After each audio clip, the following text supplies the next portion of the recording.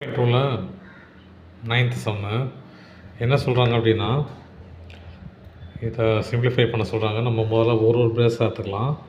இந்த ப்ராக்கெட் மட்டும் எடுத்துக்கிட்டால் என்ன ஆகும் பாருங்க, 11/8 இன்ட்டு -6/33 இல்லையா?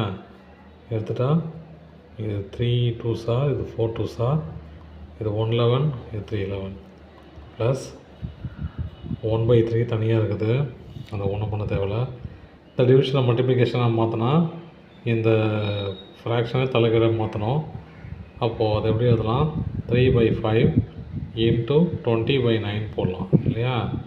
போட்டோன்னா இது 3 டைம்ஸு, இது 5 4s 20, இது 5, இது மைனஸ் 4/7 இன்ட்டு -7/5 இல்லையா? -7 கேன்சல் ஆகிடும், -1 மட்டும் தான் இருக்கும்.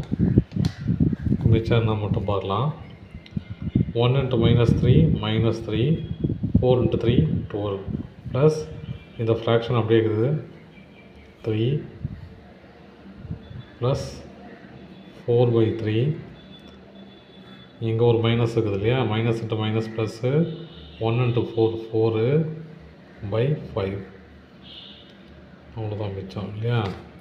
இப்போது இது வேறு மாதிரி டினாமினேட்டர் இருக்குது இல்லையா? அப்போ எல்சிஎம் எடுத்துக்கலாம். எல்சிஎம் எடுத்துக்கலாம் 12 3 3 5. முதல்ல 12 எடுக்கலாம். 12 எடுத்தால் 6 3 3 5. திரும்ப 12 எடுத்தால் 3 3 3 5.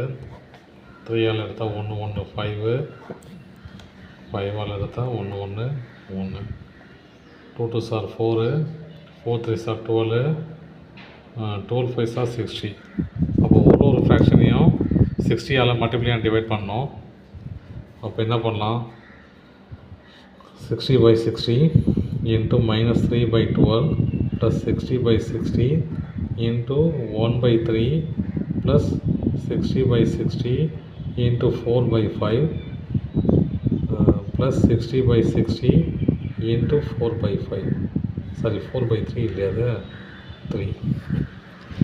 இப்போ கேன்சல் பண்ணிக்கலாம். என்னென்ன கேன்சல் பண்ணலாம் பாருங்கள். இது 5 டைம்ஸு, இது 20 டைம்ஸு, இதுவும் 20 டைம்ஸு, இது 12 டைம்ஸு. டினாமினேட்டர்லாம் சேம் ஆகிடுச்சு பாருங்கள். அப்போது டிவைடட் பை 60 இங்கிறது -3 × 5 -15 ப்ளஸ் 20 × 1 20 ப்ளஸ் 20 × 4 80 ப்ளஸ் 12 × 4 48. இப்போ எல்லாத்தையும் ஆட் பண்ணலாம். 20 80 48 ஆட் பண்ண எவ்வளோ வரும், 8 10 148. அப்போ இது எவ்வளோ பேலன்ஸு, 148 டிவைடட் பை 60. இந்த -15 இருக்கு இல்லையா? -15 15 மைனஸ் பண்ணால் 3 3 1. அப்போ எவ்வளோ பேலன்ஸு, 133 60. அவ்வளோதான் சார். தேங்க்யூ.